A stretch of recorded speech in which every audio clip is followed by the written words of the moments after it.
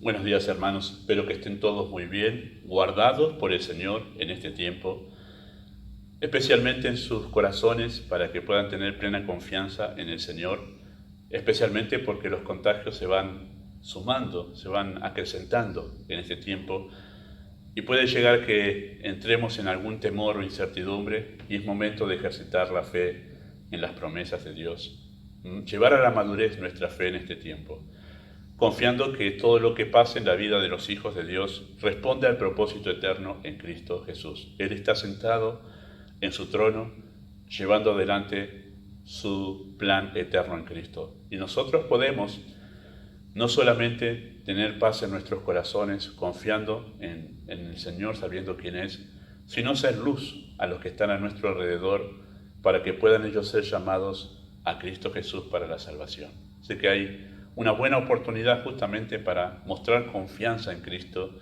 en este tiempo.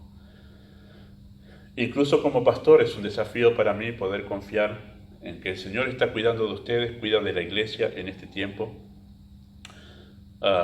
sabiendo que Él es el príncipe de los pastores, no me necesita a mí, me ha dado la oportunidad de poder participar de su obra, pero la obra es suya. Así que sé que el Señor guarda su iglesia en este tiempo, que no podemos congregarnos. Pero bueno, confiemos en el Señor y esperemos en su gracia, queridos hermanos. En tanto, sigamos nosotros aprovechando la enseñanza de la doctrina. Quiero decirles a ustedes que es importante lo que estamos haciendo, en verdad.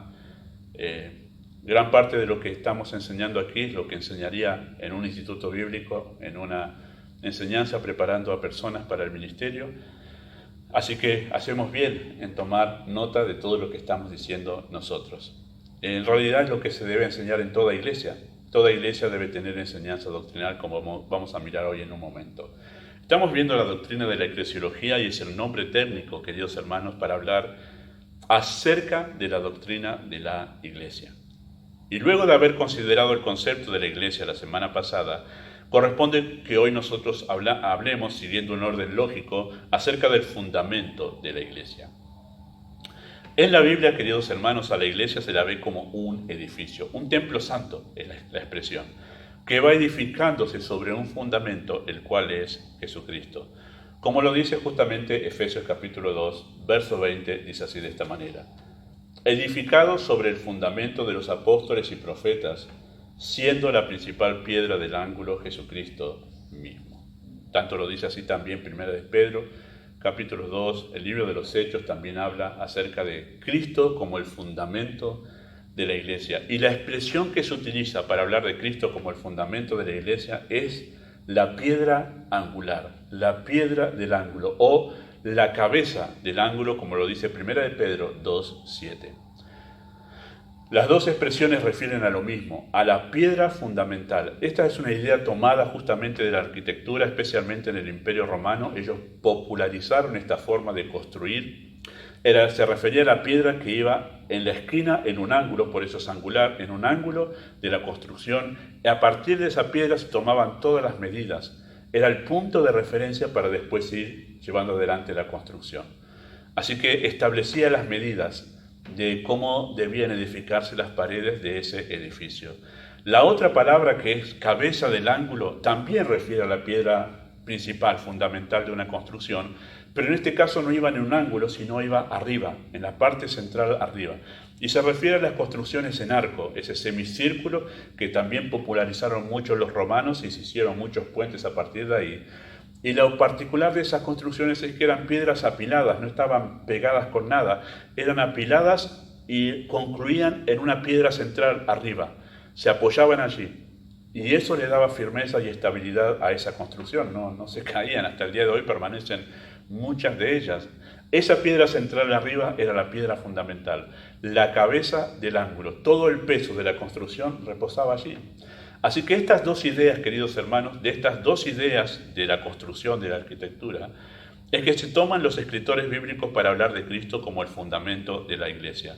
Él es el punto de referencia para todo lo que se hace en la iglesia y también sobre él reposa todo el peso, la estabilidad y la permanencia de la iglesia. Esa es la idea de Cristo como el fundamento de la iglesia. Ahora, Esta es una verdad que realmente es repetida y es conocida por la gran mayoría de los cristianos, que Cristo es el fundamento de la Iglesia. El tema es que las implicancias y el alcance de esta verdad no siempre es comprendido por todos los cristianos. Y es a lo que nosotros nos vamos a dedicar en esta mañana para hablar, el alcance y las implicancias de esta verdad. Así que para entender esta declaración de Efesios 2:20, acerca de Cristo como el fundamento de la Iglesia, vamos a decir dos cosas en esta mañana.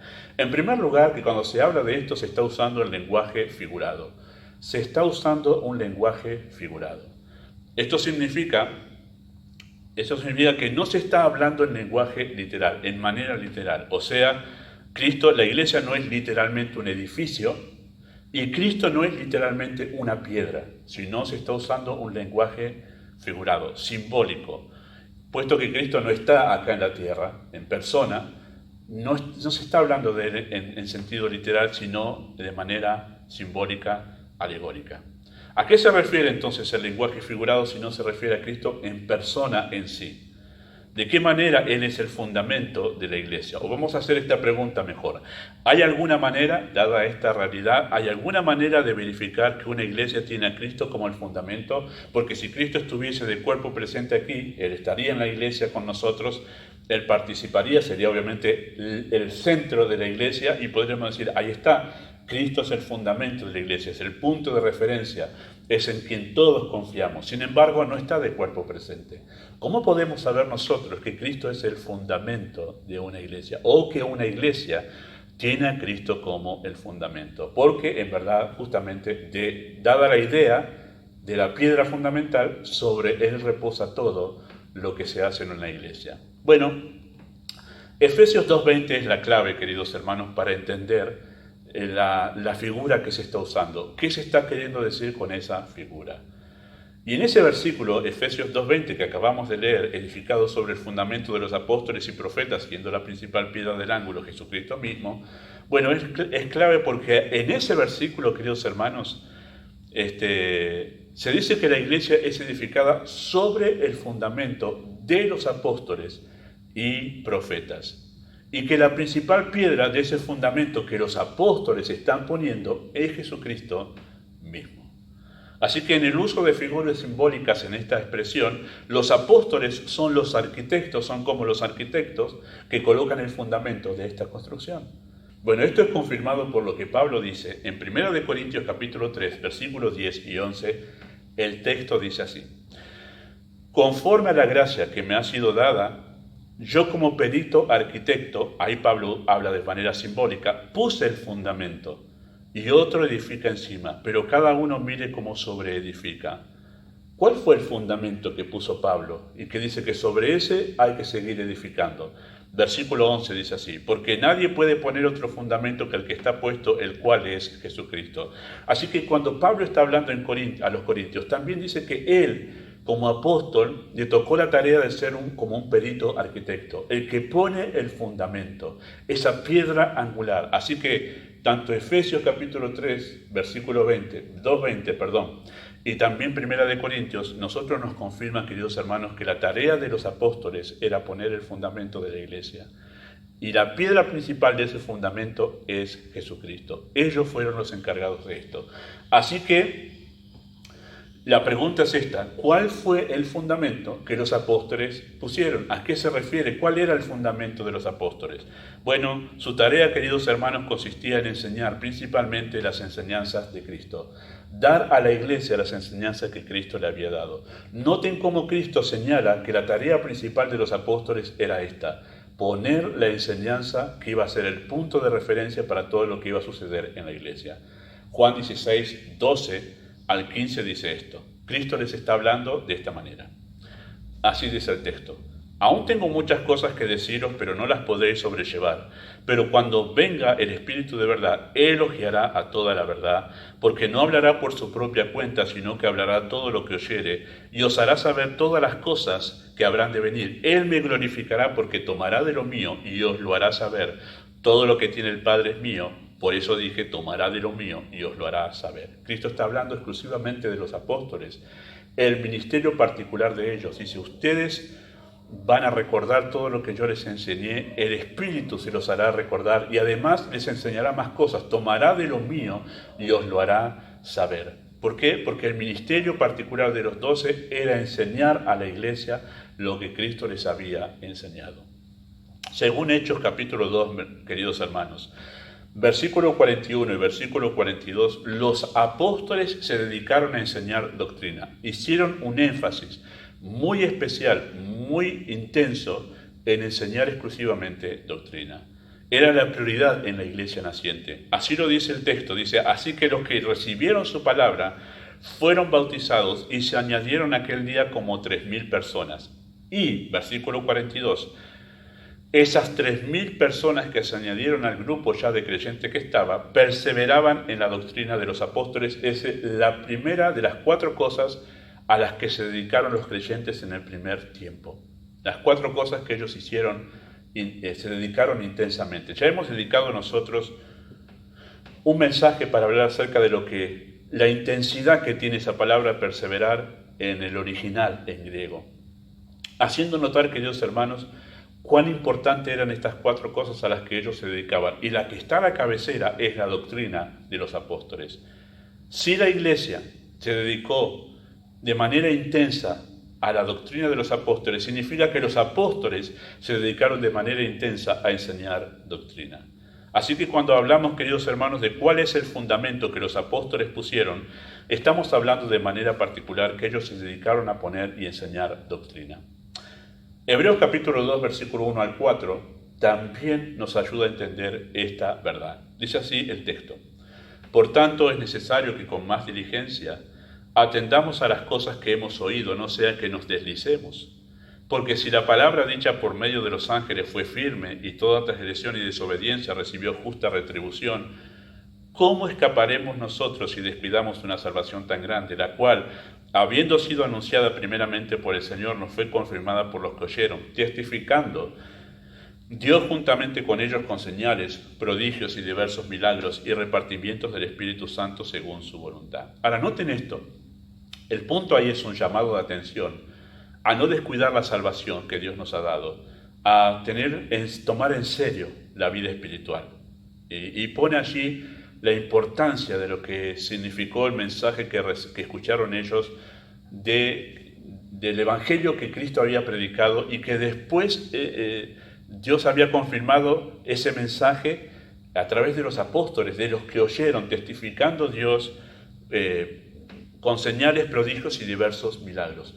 La realidad es que el escritor está queriendo acentuar la importancia de este mensaje en comparación y en paralelo con la importancia del mensaje del Antiguo Testamento. Dice, si la palabra dicha por medio de los ángeles fue firme y toda desobediencia recibió justa retribución, para ellos, para los judíos, que eran los creyentes a los que les estaba escribiendo aquí, era de suma importancia la palabra del Antiguo Testamento que fue dada por ángeles. Y dice, esta palabra que nosotros recibimos del Evangelio, la cual anunció Cristo y que nos la dijeron los que oyeron, habla de los apóstoles, habla de los discípulos, esa palabra Dios la confirmó por medio de señales, prodigios y milagros. Hay una intención aquí justamente del escritor de hacer una comparación entre el Antiguo Testamento de importancia, porque los judíos lo veían obviamente con suma importancia, y que también el Evangelio que recibieron es de suma importancia porque Dios lo confirmó por señales, prodigios y milagros. Ahora es interesante, hermanos, que después de eso, los que siguieron predicando no experimentaron esto, no es que cada vez que alguien iba a predicar sucedían prodigios y milagros. Eso sucedió una vez y fue con el mensaje de los apóstoles. La razón por la cual sucedió una vez y con el mensaje de los apóstoles era para confirmar que lo que los apóstoles enseñaron era la doctrina verdadera del Evangelio. Es que ellos estaban estableciendo la doctrina, el fundamento doctrinal de la iglesia, y Dios confirmó eso a través de todos esos milagros, prodigios y señales. Así que, queridos hermanos, Dios confirmó cuál era la tarea de los apóstoles a través de estas señales. Eso, queridos hermanos, nos confirma a nosotros que cuando Efesios capítulo 3, versículo 20, habla acerca de que los apóstoles y profetas pusieron el fundamento de la iglesia, se está refiriendo a que ellos establecieron cuál es la doctrina que la iglesia ha de creer. Así que Cristo es la piedra principal de esa doctrina. Es la doctrina principal acerca de Cristo, el punto de referencia de todo lo que los apóstoles enseñaron. Esta es la respuesta, queridos hermanos, entonces, en cuanto al sentido figurado de esa expresión de Cristo como la cabeza del ángulo, la piedra angular, que Cristo es el fundamento de la iglesia a través de la doctrina. Cristo es el fundamento de la iglesia a través de la doctrina. O mejor dicho así, o dicho de otra manera, a través de la doctrina, Cristo es el punto de referencia y la cabeza del ángulo. Cuando los apóstoles, queridos hermanos, dejaron asentado el cuerpo doctrinal sobre el cual la iglesia era edificada, estaban colocando a Cristo como el fundamento.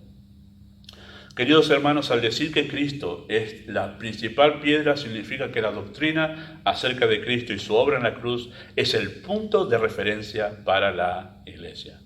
Así que es Cristo literal de cuerpo presente, está en la iglesia, significa eso, que Él es el fundamento. ¿Acaso en verdad repetir en la reunión todo el tiempo Cristo, Cristo, Cristo, gloria a Cristo, significa que eso es el fundamento de Cristo, es el fundamento de la iglesia? No, queridos hermanos. La doctrina de la iglesia significa justamente que Cristo es el fundamento de la iglesia. Ahora que ya sabemos nosotros, queridos hermanos, a qué se refiere el sentido figurado, podemos nosotros pasar a nuestro segundo punto y decir esto, que la doctrina entonces es la clave de la iglesia de Cristo. La doctrina es la clave de la iglesia de Cristo a la luz de lo que acabamos de ver, de cómo se usa el sentido figurado acerca de Cristo como la cabeza del ángulo o la piedra angular. La doctrina, queridos hermanos, es la clave de la iglesia de Cristo y es la clave, en primer lugar, para identificar a la iglesia de Cristo. La doctrina es la clave para identificar que una iglesia es la iglesia de Cristo. ¿Cómo sabemos que una iglesia tiene a Cristo como su fundamento? Lo sabemos por su doctrina.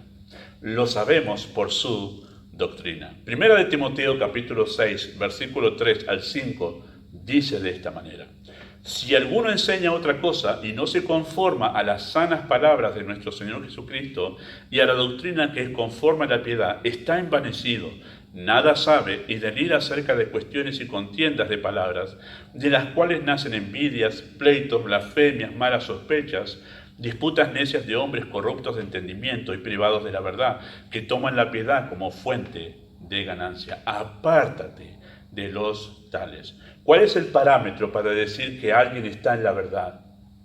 Bueno, que una iglesia está en la verdad. Bueno, dice, si alguno enseña otra cosa, no se conforma a las sanas palabras de nuestro Señor Jesucristo y a la doctrina que es según conforme a la piedad, está envanecido y nada sabe. Queridos hermanos, la manera de saber si una iglesia es la iglesia de Cristo, o sea, que tiene a Cristo como el fundamento de esa iglesia, es que tiene sana doctrina. Es la doctrina que esa iglesia tiene. Ahora, queridos hermanos, no tengo ninguna intención, de verdad, no tengo ninguna intención de ser ofensivo para con nadie, pero es necesario que yo haga esta distinción por amor a la verdad. Si una iglesia se dedica más a dar un mensaje motivacional y no doctrinal, bueno, entonces esa iglesia no tiene a Cristo como el fundamento. Si una iglesia tiene mayor énfasis en las actividades y no en la enseñanza doctrinal, entonces esa iglesia no tiene a Cristo como el fundamento. Si una iglesia tiene como mayor énfasis el tiempo de alabanza y el tiempo de testimonios y no la enseñanza doctrinal, quiero decir, queridos hermanos, que esa iglesia no tiene, la Biblia nos lleva a nosotros a concluir que esa iglesia no tiene a Cristo como el fundamento. Si una iglesia es pobre en doctrina y se dedica más a enseñanzas devocionales, poca profundidad en las Escrituras, en la enseñanza doctrinal, bueno, queridos hermanos, quiero decir que esa iglesia no tiene a Cristo como el fundamento. La clave, queridos hermanos, para identificar que una iglesia tiene a Cristo como fundamento y por ende es una iglesia de Dios, es la iglesia de Cristo, es su doctrina, es la doctrina. No solo que enseña, sino qué doctrina enseña, si la doctrina se ajusta justamente a las enseñanzas de los apóstoles que está en todo el Nuevo Testamento. No solamente es la clave, no solamente la doctrina es la clave para identificar una iglesia, sino también es la clave para la madurez de la iglesia. La doctrina, queridos hermanos, la enseñanza doctrinal es la clave para la madurez de la iglesia. Efesios capítulo 4, versículo 11 al 13 dice así de esta manera. Y él mismo, hablando de Cristo, constituyó a unos apóstoles, a otros profetas, a otros evangelistas, a otros pastores y maestros, a fin de perfeccionar a los santos para la obra del ministerio, para la edificación del cuerpo de Cristo, hasta que todos lleguemos a la unidad de la fe, del conocimiento del Hijo de Dios, a un varón perfecto a la medida de la estatura de la plenitud de Cristo. Texto que hemos mencionado nosotros en los estudios anteriores y que seguramente seguiremos mencionando porque es rico en todo lo que tiene que ver con el funcionamiento de una iglesia. Interesante que el punto al que una iglesia debe llegar es hasta la unidad de la fe. Versículo 13, hasta que todos lleguemos a la unidad de la fe.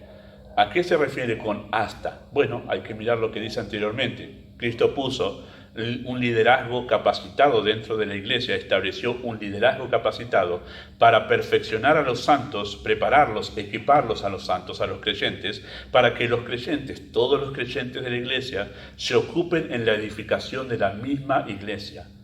¿Y en qué deben estar ocupados? ¿En qué deben edificar a la iglesia? Bueno, deben edificarla en doctrina, porque esa expresión, unidad de la fe, se refiere justamente a la doctrina. A veces la palabra fe refiere a la confianza que tenemos en el Señor, pero en otros textos como este, la palabra fe refiere a la doctrina, a la enseñanza, al cuerpo de doctrinas, el conjunto de doctrinas que los apóstoles dejaron establecidas para la iglesia. Y dice hasta que todos quienes, los santos, los creyentes, en la iglesia, llegue a la unidad de la fe, del conocimiento del Hijo de Dios, un varón perfecto, maduro, en la medida de la estatura de la plenitud de Cristo. Así que lo que está diciendo el texto, queridos hermanos, en sí, es que una iglesia madura es una iglesia que ha crecido en la doctrina. Han llegado todos los creyentes en esa iglesia a crecer, a madurar en el conocimiento de la doctrina de los apóstoles. La doctrina, queridos hermanos, es clave justamente para la madurez de una iglesia. Una iglesia madurará cuando llega justamente a conocer en plenitud las doctrinas de la Escritura. El principal trabajo del liderazgo de una iglesia es capacitar a los hermanos en la doctrina. La principal ocupación de los creyentes, todos, es capacitarse en doctrina. Y la madurez de una iglesia se mide, queridos hermanos, por su firmeza en la doctrina. Esta era, queridos hermanos, la oración del apóstol Pablo cuando rogaba por la madurez de los creyentes en las iglesias. Por ejemplo, cuando escribe a la iglesia de Éfeso, él ora de esta manera. Dice Efesios capítulo 1, versículos 15 al 20. Por esta causa, también yo, habiendo oído de vuestra fe en el Señor Jesucristo, de vuestro amor para con todos los santos, no ceso de dar gracias por vosotros, haciendo memoria de vosotros en mis oraciones, para que el Dios de nuestro Señor Jesucristo, el Padre de gloria, os dé espíritu de sabiduría y de revelación en el conocimiento de Él, alumbrando los ojos de vuestro entendimiento, para que sepáis cuál es la esperanza a que Él os ha llamado y cuáles las riquezas de la gloria de su herencia en los santos y cuál la supereminente grandeza de su poder para con nosotros, los que creemos según la operación del poder de su fuerza, la cual operó en Cristo, resucitándole de los muertos, sentándole a su diestra en los lugares celestiales. ¿Qué está orando Pablo? ¿Qué oro por ustedes, iglesia de Éfeso? Yo oro esto, que el Padre de gloria os dé espíritu de sabiduría, de revelación en el conocimiento de Él, alumbrando los ojos de su entendimiento, para que ustedes sepan cuál es la esperanza a la que los ha llamado, cuáles son las riquezas de su gloria, de la herencia en los santos, cuál es su supereminente. Todo eso está orando. Que ellos crezcan en el conocimiento de Dios, en el conocimiento de Cristo, que ellos crezcan en el conocimiento de las verdades doctrinales en la Escritura. Esa es la oración de Pablo. No hay, queridos hermanos, un registro en la Escritura de que Pablo doblase sus rodillas y empezase a orar: Señor, dale trabajo a tal hermano, dale trabajo a tal otro, cuídale la gripe a tal hermano, sánale. No estoy diciendo, queridos hermanos, que no se puede orar por eso, pero sí quiero hacer notar, queridos hermanos, que las oraciones de los apóstoles, especialmente las que se registran en las cartas de Pablo, cómo él oraba por la iglesia, su principal preocupación en la oración es que los creyentes crezcan en el conocimiento de la doctrina. Cuán importante, queridos hermanos, es que la iglesia crezca, madure en la doctrina, que el apóstol Pablo doblaba sus rodillas orando para que ellos crezcan en el conocimiento de la verdad. En Efesios capítulo 3, versículo 14 al 19, acentúa una vez más cómo oraba él por la iglesia de Éfeso. Dice: por esta causa doblo mis rodillas, por esta causa doblo mis rodillas ante el Padre de nuestro Señor Jesucristo, de quien toma nombre toda familia en los cielos y en la tierra, para que os dé, yo oro, por esto oro, para que Él os dé conforme a las riquezas de su gloria, el ser fortalecidos con poder en el hombre interior por su Espíritu, para que habite Cristo por la fe en vuestros corazones, a fin de que, arraigados y cimentados en amor, seáis plenamente capaces de comprender con todos los santos cuál sea la anchura, la longitud, la profundidad y la altura, y de conocer el amor de Cristo que excede todo conocimiento, para que seáis llenos de toda la plenitud de Dios. Esta era la oración de Pablo por la iglesia de Éfeso. Oraba para que crezcan en el conocimiento de Dios. Queridos hermanos, la doctrina es la clave para la madurez de una iglesia. La doctrina es clave para la madurez de una iglesia. Por los Colosenses, Pablo también pedía lo mismo. Dice en Colosenses capítulo 1, versículo 9 al 12, por lo cual también nosotros, desde el día que lo oímos, no cesamos de orar por vosotros y de pedir que seáis llenos del conocimiento de su voluntad, en toda sabiduría e inteligencia espiritual. ¿Por qué oro esto? ¿Por qué pido esto? Que ustedes crezcan en el conocimiento de la doctrina, para que andéis como es digno del Señor, agradándole en todo, llevando fruto en toda buena obra y creciendo en el conocimiento de Dios, fortalecidos con poder, conforme a la potencia de su gloria, para toda paciencia, longanimidad, con gozo dando gracias al Padre que nos hizo aptos para participar de la herencia de los santos en luz. La oración de Pablo por Colosas. Ahora, estas dos oraciones que hemos mencionado aquí, en la carta a los Efesios y en la carta a Colosenses, son las oraciones que Pablo hacía mientras él estaba encarcelado. Ese encarcelamiento, desde donde viene la carta a Filipenses, viene también la carta a Efesios y la carta a los Colosenses. Interesante, ¿qué oraba Pablo mientras estaba en la cárcel? ¿Qué oraba por los creyentes? Lo que oraba Pablo es que ellos maduren en la fe, crezcan en el conocimiento de Dios, crezcan en el conocimiento doctrinal. ¿Por qué dedicaba tanto tiempo Pablo? Justamente, queridos hermanos, a que ellos crezcan en la doctrina, porque es la clave del crecimiento espiritual. No solo es la clave del crecimiento individual del creyente, es la clave del crecimiento de una iglesia. Queridos hermanos, si hay un crecimiento en la iglesia, si podemos decir que hay algo, un método a través del cual la iglesia crece, ese método es la enseñanza de doctrina. Ese método consiste en enseñar doctrina. La doctrina, queridos hermanos, es la clave para ser librados del error. No solamente es la clave, queridos hermanos, para la madurez de la iglesia, no solamente es la clave para identificar si una iglesia tiene a Cristo como el fundamento, sino también es la clave para ser librados del error. Los pasajes, queridos hermanos, en las cartas apostólicas que anuncian la apostasía que surgirá en la iglesia en los tiempos postreros, por medio de engañadores, hacen un énfasis esas cartas en la doctrina como aquello que justamente librará a los creyentes de caer en esos engaños. La doctrina es la clave para ser librados del error que vendrá y que hay hoy en día. Hoy en día estamos en esos tiempos postreros, queridos hermanos, donde hay muchos errores doctrinales y donde hay muchas iglesias que no son la iglesia de Cristo. No son la iglesia de Cristo. Y el creyente, conocedor de la doctrina, será librado de caer en esos engaños. Noten lo que dice Judas, versículos 3 y 4. Amados, por la gran solicitud que tenía de escribiros acerca de nuestra común salvación, me ha sido necesario escribiros, exhortándoos que contendáis ardientemente por la fe que ha sido dada una vez a los santos. Esa expresión, ardientemente por la fe, se refiere una vez más aquí, por todo el contexto de esta pequeña carta, a la doctrina que habían enseñado los apóstoles. Y esa expresión ha sido una vez dada a los santos, esa una vez.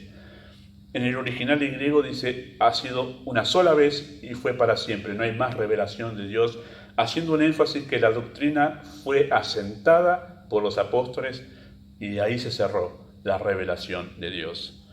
Dice el escritor Judas que debemos contender ardientemente. Hay una intensidad que el creyente debe poner por la doctrina, por la sana doctrina. ¿Por qué? Bueno, versículo 4 explica el por qué. Porque algunos hombres han entrado encubiertamente, los que desde antes habían sido destinados para esta condenación, hombres impíos que convierten en libertinaje la gracia de nuestro Dios y niegan a Dios, el único soberano, y a nuestro Señor Jesucristo. Ustedes deben hacer un énfasis intenso en defender la sana doctrina que enseñaron los apóstoles, porque hay algunos que han entrado encubiertamente destinados para esta condenación, hombres impíos que convierten en libertinaje la gracia de nuestro Dios. Ustedes serán librados, dice Judas, de estos errores, de estos engañadores, si ustedes se enfocan en hacer un énfasis ardientemente en la doctrina, en la sana doctrina. Luego de haber dedicado 2 capítulos, queridos hermanos, a exponer a los falsos maestros que vendrían en los tiempos postreros, Pedro, en su segunda carta, queridos hermanos, termina con esta exhortación. Dice así: así que vosotros, oh amados, sabiéndolo de antemano, todos esos falsos maestros que ya habían sido anunciados por los apóstoles, sabiéndolo de antemano, guardaos.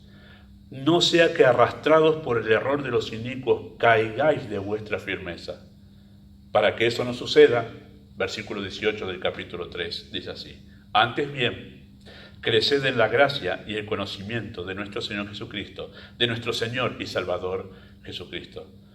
Ese es el punto central de toda la segunda carta del apóstol Pedro. ¿Cuál es? Creced en la gracia y el conocimiento de Cristo. Crezcan en el conocimiento de la verdad doctrinal acerca de Cristo. Eso los va a sostener firmes a ustedes ante el engaño y ante el error. El primer capítulo de esa segunda carta hay un énfasis muy marcado, del cual también hemos hecho una enseñanza aquí en la iglesia, acerca de crecer y madurar al punto de llegar a la cima de la madurez en la vida cristiana. Así que hay un énfasis muy marcado, queridos hermanos, en la doctrina, como la manera en que seremos librados del error y del engaño.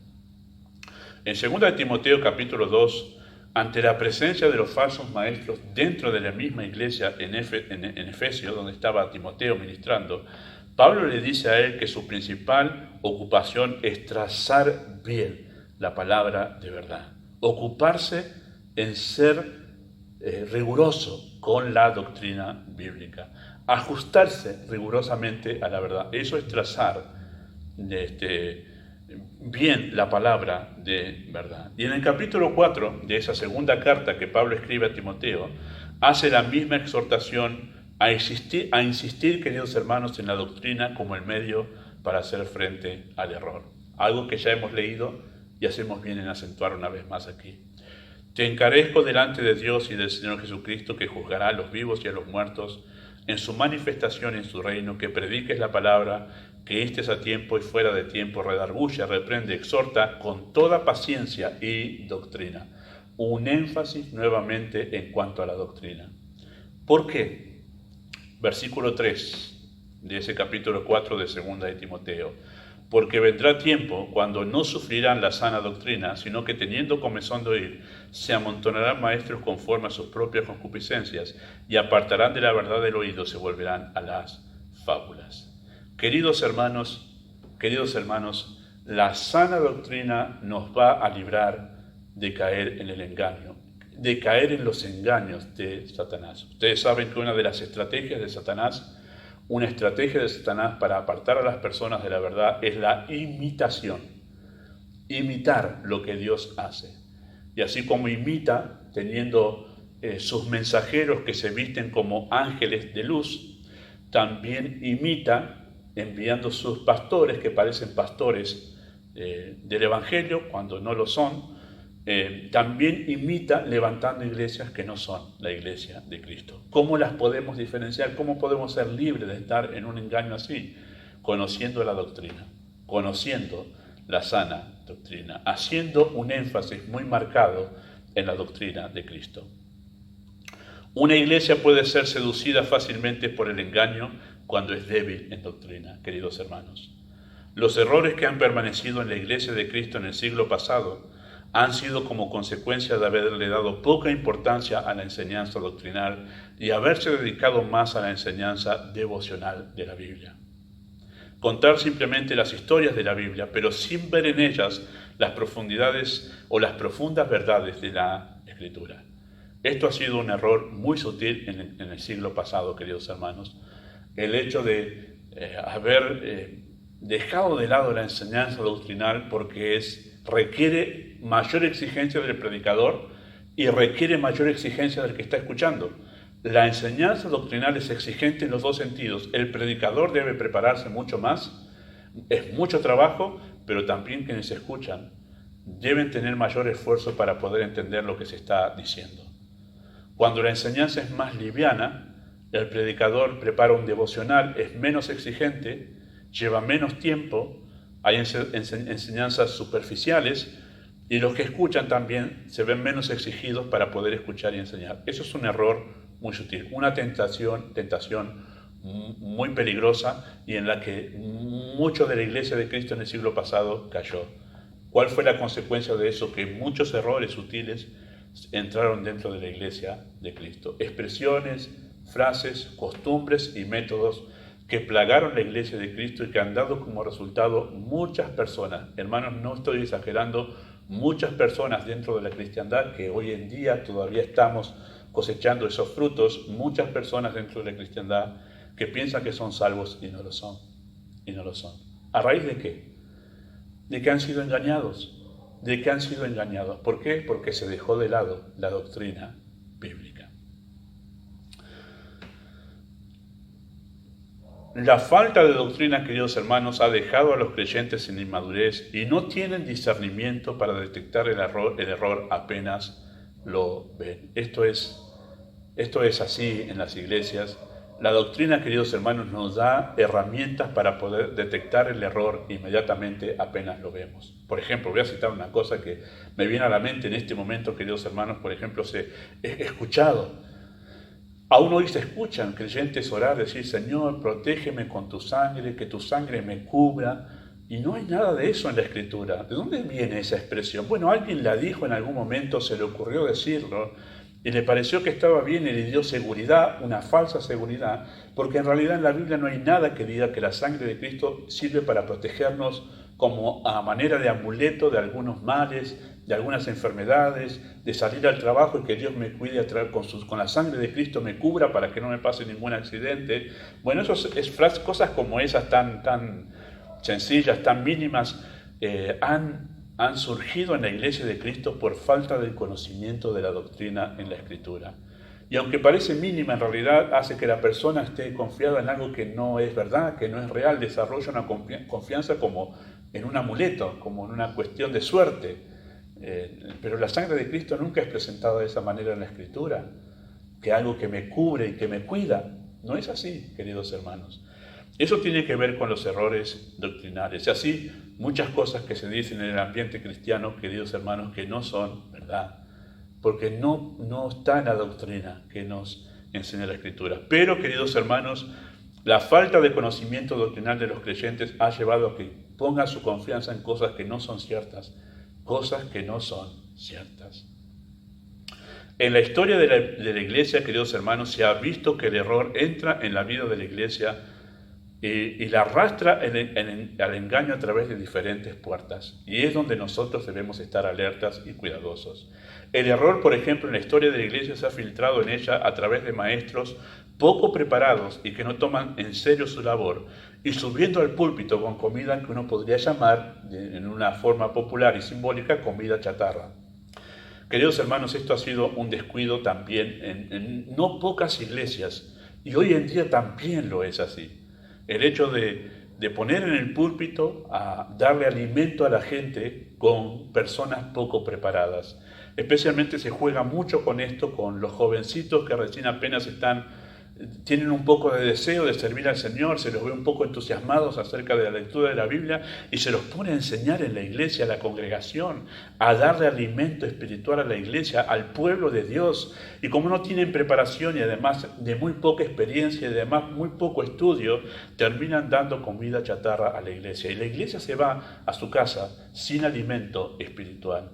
Y así es como se han filtrado errores en la iglesia de Cristo, porque estos jovencitos o estos maestros, no tan jovencitos, sin preparación, sin lectura de la Escritura, sin un estudio que respete las reglas de la hermenéutica en la enseñanza, en el estudio bíblico, ha dado lugar a muchas enseñanzas erradas.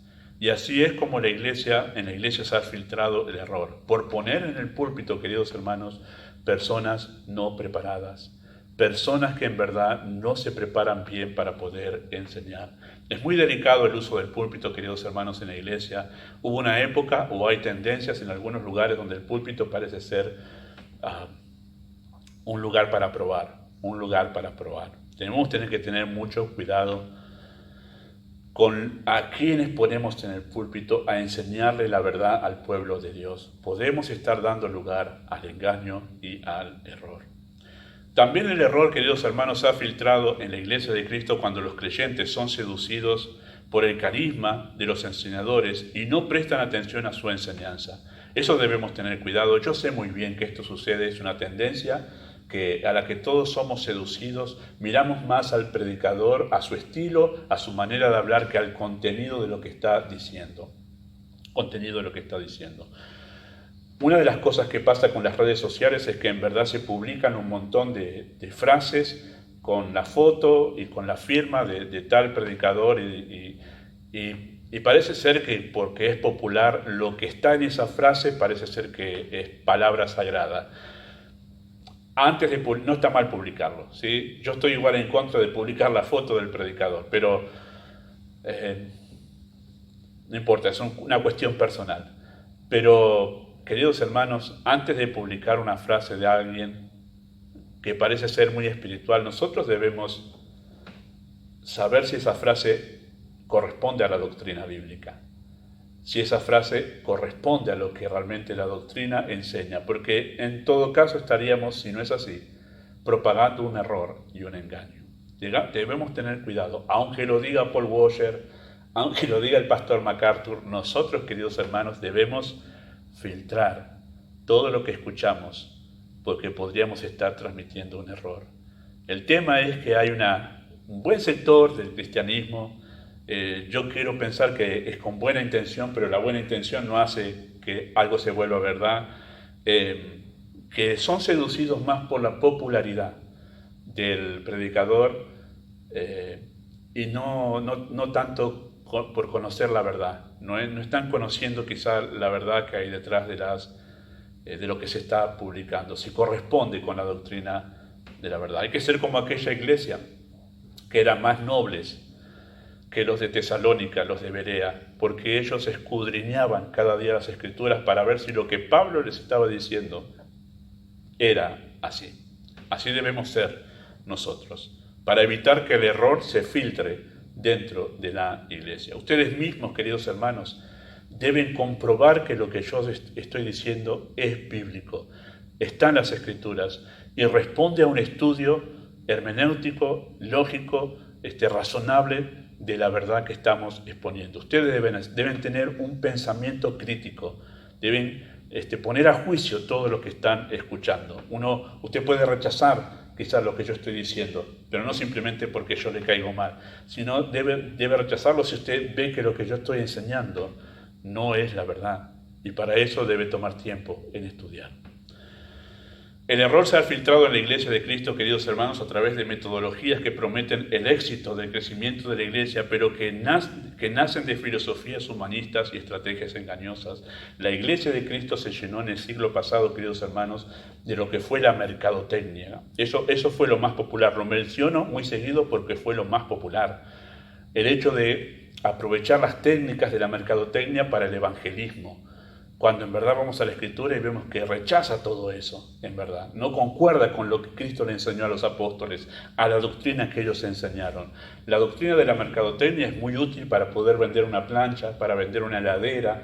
Lo que hace la mercadotecnia es establecer el método, el mejor método para poder hacer que la persona desee el producto que yo estoy ofreciendo. Y hay mucho de engaño y mucho de sutileza en eso. Y lo usa la gente para poder vender cosas, pero el Evangelio no es una plancha, no es una heladera, y además cuenta con el poder del Espíritu de Dios para ser efectivo, no en mi habilidad que desarrollo yo para poder ofrecer algo.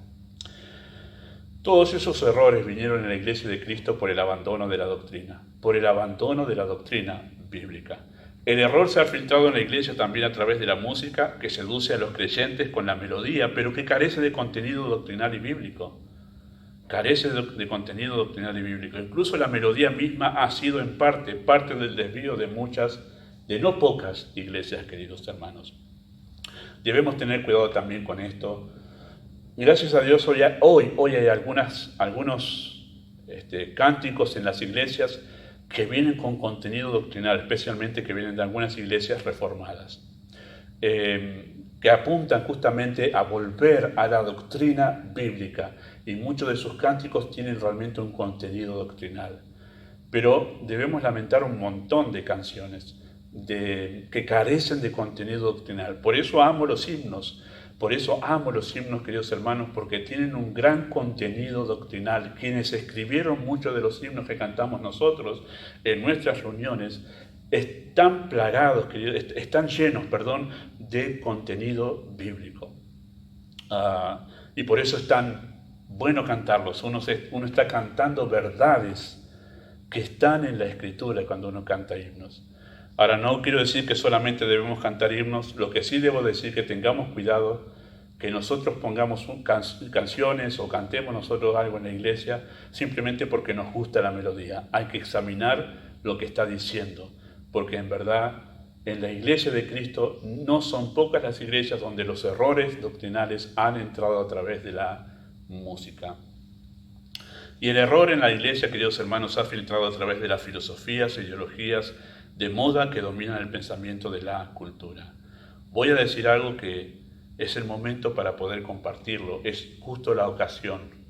No son pocos los creyentes jóvenes que, teniendo poca preparación doctrinal, una preparación doctrinal muy pobre, entran en la universidad y son seducidos por filosofías humanistas que parecen buenas, pero que en verdad van en contra de la doctrina bíblica.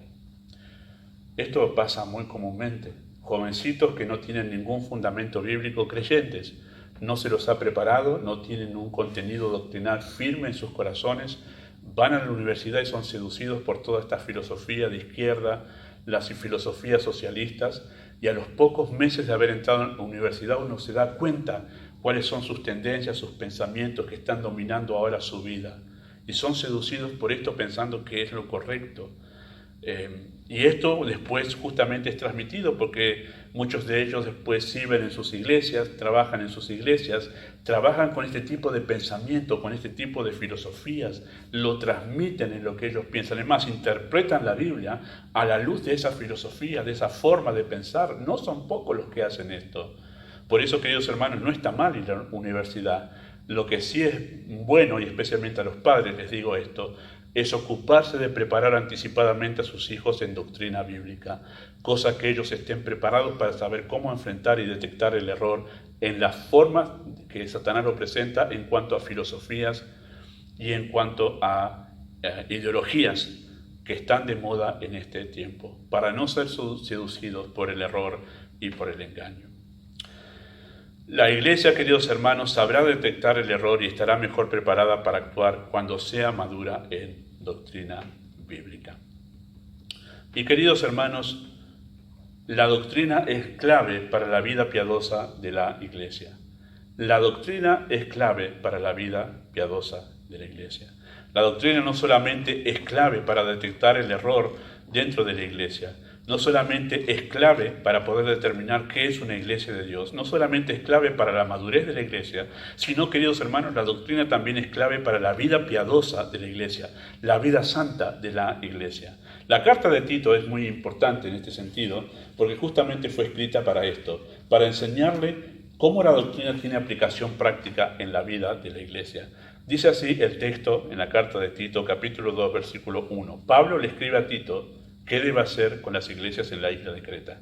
Y le dice esto: pero tú habla lo que está de acuerdo con la sana doctrina, que los ancianos sean sobrios, serios, prudentes, sanos en la fe, en el amor, en la paciencia. Las ancianas sean asimismo reverentes en su porte, no calumniadoras, no esclavas del vino, maestras del bien, que enseñen a las mujeres jóvenes a amar a sus maridos y a sus hijos. Dice, a ser prudentes, castas, cuidadosas de sus casas, buenas, sujetas a sus maridos, para que la palabra de Dios no sea blasfemada. Exhorta asimismo a los jóvenes a que sean prudentes, presentándote tú en todo como ejemplo de buenas obras, en la enseñanza mostrando integridad, seriedad, palabra sana e irreprochable, de modo que el adversario se avergüence y no tenga nada malo que decir de vosotros. Exhorta a los siervos a que se sujeten a sus amos, que agraden en todo, que no sean respondones, no defraudando, sino mostrándose fieles en todo, para que en todo adornen la doctrina de nuestro Salvador. Interesante, ¿no? Hay mucho más ahí, no quiero extenderme mucho porque quiero usarlo como referencia nada más. Queridos hermanos, la doctrina es clave para la vida santa de la iglesia. Cuando el apóstol Pablo le dice a Tito, pero tú habla lo que está de acuerdo a la sana doctrina, inmediatamente sigue allí, ¿qué es lo que está de acuerdo con la sana doctrina? ¿Y qué habla? Que los ancianos se comporten de esta manera, que las ancianas se comporten de esta manera, que las esposas se comporten de esta otra manera, que los jóvenes se comporten así, y que el empleado habla de todo el comportamiento santo y piadoso. El capítulo 3 va a hablar de cómo es el comportamiento en la vida cívica del creyente. Todo esto tiene que ver con la sana doctrina. Y no es raro que encontremos este énfasis allí, no es casual que encontremos este énfasis en el trabajo que Tito hacía en las islas de Creta. Uno de ellos, capítulo 1, versículo 12, uno de ellos, su propio profeta, dijo esto: los cretenses siempre mentirosos, malas bestias, glotones, ociosos. Este testimonio, dice Pablo, es verdadero. Por tanto, repréndelos duramente para que sean sanos en la fe. Interesante que dice Pablo que este testimonio que un profeta y un poeta de Creta había dicho acerca de lo que era la conducta de los ciudadanos de esa isla, dice, estos son mentirosos, malas bestias, glotones, y esto es cierto, y de esas personas se formó la iglesia, se formó las iglesias que estaban en Creta, y mantenían esa conducta, y por eso Pablo dice, la sana doctrina es la respuesta a este tipo de personas, que vienen con este tipo de cultura. ¿Cuál es la respuesta para que ellos vivan en piedad? Enseña la sana doctrina. Queridos hermanos, la sana doctrina es la clave para vivir en piedad. En conclusión, queridos hermanos, cuando la doctrina ocupa el primer lugar en la enseñanza y en la práctica de una iglesia, es ahí cuando podemos decir que esa iglesia tiene como fundamento a Cristo. Cristo es la piedra angular, Cristo es la piedra del ángulo, la cabeza del ángulo. ¿Cómo es eso real? ¿Cómo se ve eso en la iglesia? ¿De qué manera se comprueba eso en la iglesia? Bueno, cuando la sana doctrina ocupa el primer lugar en la iglesia de Cristo. Ahora vamos a hacer algunas reflexiones finales en este mensaje. A veces, queridos hermanos, se piensa que la doctrina es para los pastores nada más, o es para los creyentes que aspiran a estar en algún ministerio, pero a la luz de todo lo que nosotros hemos visto en estos textos, la doctrina es lo que debe identificar a cada creyente en el cuerpo de Cristo. Todos, hermanos, debemos llegar a la unidad de la fe. Todos debemos llegar al conocimiento de la doctrina bíblica, las doctrinas bíblicas que dejaron los apóstoles para edificar a la iglesia. Así que, queridos hermanos, todos tenemos responsabilidad de crecer en la verdad, en las doctrinas de la Escritura. Debemos profundizar en la doctrina si es que deseamos nosotros profundizar en nuestra relación con Cristo. Queridos hermanos, si Cristo es el fundamento de la iglesia, es el central, es el punto de referencia, es donde sostiene la iglesia, donde obtiene su estabilidad, bueno, entonces si eso se hace a través de la doctrina, lo lógico es que nosotros, profundizando en la doctrina, profundizamos en nuestra relación con Cristo. En la vida individual es igual. Cada creyente que profundiza en la doctrina de Cristo, profundiza en la relación con Él. Profundiza en la relación con Él. En la medida en que crezcamos en doctrina, queridos hermanos, estaremos más firmes y estables porque tendremos un fundamento sólido, el cual es Cristo Jesús. Y queridos hermanos, en la iglesia de Cristo no basta con abrir la Biblia, no basta con abrir la Biblia. Desde el púlpito debe exponerse doctrina sólida y bíblica. Debemos escapar nosotros de esos prejuicios y de esas tendencias que son peligrosas de pensar que la doctrina es aburrida. Es lo que le da firmeza al creyente. Queridos hermanos, voy a decir esto ya yendo al ámbito individual. Ya hemos dejado asentado lo importante que es para la iglesia el hecho de la doctrina, porque es justamente que Cristo es el fundamento. Pero quiero terminar este mensaje dando una exhortación individual, particular, personal para cada uno de ustedes. Lo que les va a dar a ustedes, queridos hermanos, firmeza en los tiempos de prueba, ánimo en los momentos de aflicción, entusiasmo para poder vivir la vida cristiana, respuesta en los momentos de duda, solución a los desafíos que ustedes encuentran en la vida diaria, en la familia, en la vida matrimonial, en la crianza de los hijos, a los jóvenes en su vida espiritual. Es la doctrina, queridos hermanos. No me canso de verlo esto, no me canso de repetirlo, queridos hermanos, de decir que la doctrina es de suma importancia en la vida de la iglesia, pero en la vida individual de cada creyente. Es la clave de que un creyente realmente sea firme, maduro y estable. Queridos hermanos, este es el punto clave de nuestra iglesia. Este es el punto clave de que nuestra iglesia llegue a ser una iglesia madura y sana. ¿Cuál? La doctrina de Cristo. Nuestra iglesia, queridos hermanos, debe estar caracterizada o debe caracterizarse por esta virtud: ser fuertes en doctrina. Ojalá el Señor me dé gracia para poder dejar establecido esto en esta iglesia. ¿Cuánto tiempo el Señor me tenga aquí? No lo sé, de verdad no lo sé. Pero yo insistiré con ustedes, queridos hermanos, que esta es la clave de todo. Todo lo que hacemos en la iglesia, todo lo que nos propongamos en la iglesia, va a estar guiado por el Señor o no, de acuerdo a la doctrina que nosotros creemos y profesamos. Y ojalá el Señor ponga el deseo en el corazón de cada uno de ustedes a crecer en las verdades doctrinales de la Escritura. Señor, les bendiga.